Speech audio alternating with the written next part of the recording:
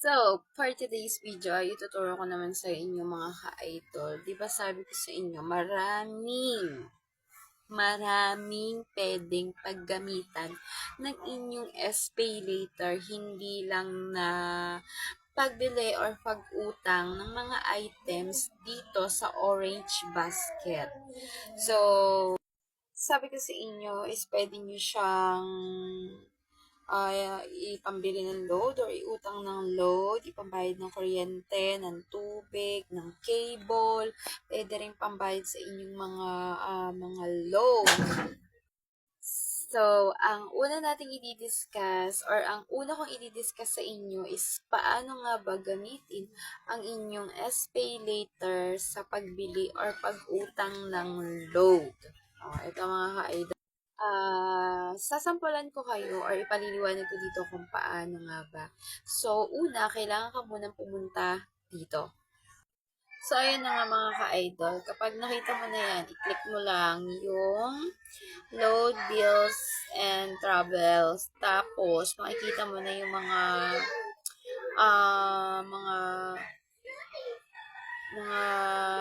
pwedeng paggamitan dito sa ating SPay later. So, dito muna tayo sa, ayan, makikita nyo yan dyan. Dito tayo sa view all. So, isa-isayin nga natin kasi di ba sabi ko sa inyo, hihimayin natin yung mga pwedeng paggamitan ng ating SPay later kasi nga hindi na nga natin siya magagamit ng into cash. So, dito tayo sa buy promo.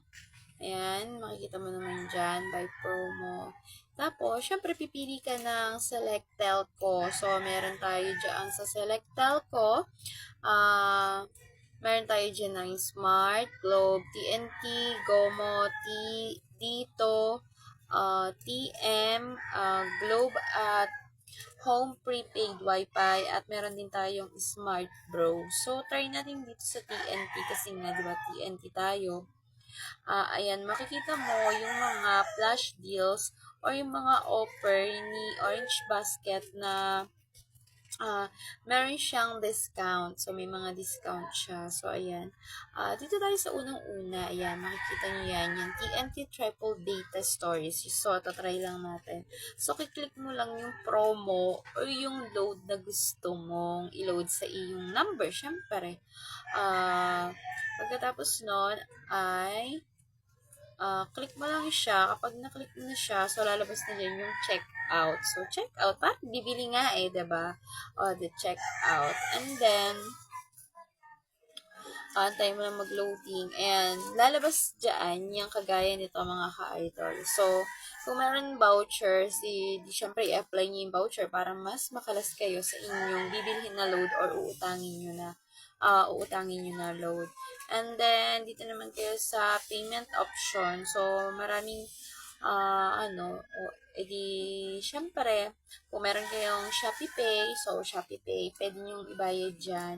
Kung meron naman, halimbawa, ito nga, meron tayong SPay later. So, i-click nyo lang yung SPay later. And then, makikita nyo kung ilang months yung babayaran. Kung 1 month, 2 month, or 3 months, or basta bahala na kayo. So, parang naman tayo umuutang ng mga items na ganun din. And then, kapag okay na yon, nakapili ka na, pay later, kung 1 month or 3 months, diba ganun, confirm mo lang siya, and then, yun na. Ganun lang kabilis, mga ka-idol, umutang ng load sa SPay later.